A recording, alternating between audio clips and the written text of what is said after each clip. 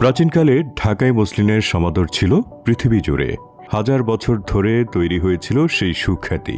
প্রাচীন গ্রিসে মনে করা হতো মসলিন হচ্ছে দেবীদের পরানোর উপযুক্ত কাপড়। দূর দূরান্তের বহু রাজ্যের রাজারা পরতেন এই মসলিন।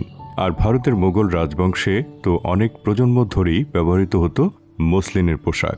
মসলিনের বিখ্যাত ভক্তদের মধ্যে ছিলেন ফ্রান্সের রানী মেরি আন্তোয়ানেট, ফরাসি সম্রাজ্ঞী জোসেফিন বোনাপার্ট এবং ইংরেজ লেখিকা জেন অস্টিন। এদের অন্যতম চতুর্দশ শতাব্দীর বারবার মরক্কান ইবনে বতুতা এবং পঞ্চদশ শতাব্দীর চীনা পর্যটক মা হুয়ানের মতো বহু বিদেশি পর্যটক তাদের লেখায় মসলিনের প্রশংসা করেছেন। কিন্তু পলাশির যুদ্ধে নবাব সিরাজউদ্দৌলার পরাজয়ের পর ব্রিটিশ ইস্ট ইন্ডিয়া কোম্পানি পর্যায়ক্রমে পুরো মুঘল সাম্রাজ্য দখল করে নেয়। তার এক শতাব্দীরও কম সময়ের মধ্যে ভারত চলে যায় ব্রিটিশ রাজ্যের নিয়ন্ত্রণে। রানী ভিক্টোরিয়ার স্বামী প্রিন্স আলবার্টের পরিকল্পনায় যুক্তরাজ্যে মসলিনের প্রথম প্রদর্শনী হয় 1851 সালে।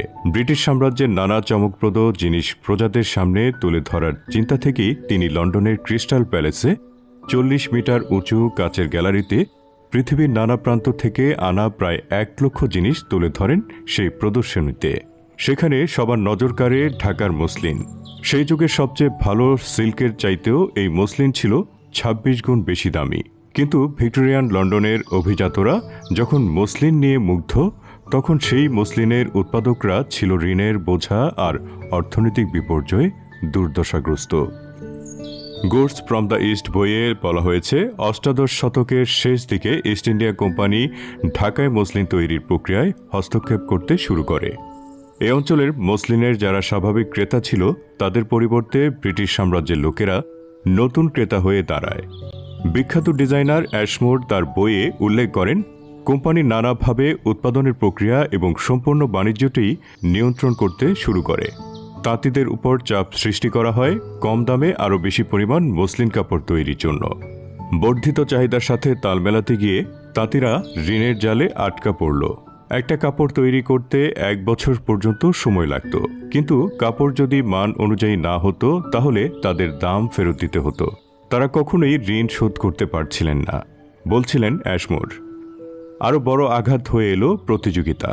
উত্তর পশ্চিম ইংল্যান্ডের ল্যাঙ্কাশায়ারের কাপড় ব্যবসায়ী স্যামুয়েল অল্টনো ব্রিটিশ সাম্রাজ্যের অর্জিত জ্ঞান আর নতুন প্রযুক্তির সমন্বয়ে ঘটিয়ে উন্নত তাঁত দিয়ে লন্ডনের ক্রেতাদের জন্য বিপুল পরিমাণ কাপড় বানাতে শুরু করলেন। 1784 সাল নাগাদ তার কারখানায় কাজ করত হাজারের মতো তাঁতি। তবে ব্রিটিশদের তৈরি মসলিন মানের দিক থেকে ঢাকাই মসলিনের ধারে কাছেও ছিল না। এই মসলিন বানানো হতো সাধারণ তুলা দিয়ে। এর থ্রেড কাউন্টও ছিল অনেক কম। কিন্তু এর ফলে হঠাৎ করেই ঢাকায় মসলিনের চাহিদা কমে গেল। তার সাথে ছিল দশকের পর দশকের অত্যাচার। দুয়ে মিলে ডেকে আনলো ঢাকায় মসলিন শিল্পের মৃত্যু। এর প্রায় 200 বছর পর আবার ফিরে আসে গৌরবের মসলিন। তবে এর শুরুটা মোটেও সহজ ছিল না।